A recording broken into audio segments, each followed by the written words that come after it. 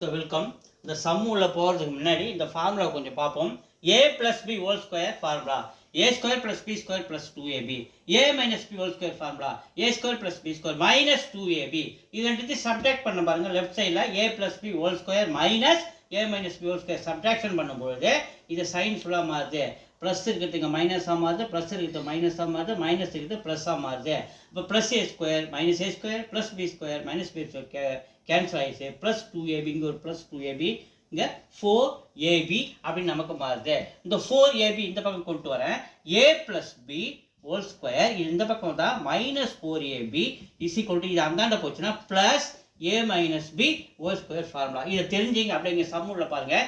476 ஏன்னு வச்சுக்கிறோம், 424 பின்னு வச்சுக்கிறோம். அப்போ a plus B whole square formula minus 4 இது a இது b இஸ் ஈக்குவல் டு எதுக்கு சமம் இங்கே பாருங்க. a plus B whole square minus 4ab is equal to a minus B whole ஸ்கொயருக்கு ஃபார்முலா. எதுக்கு சமம்?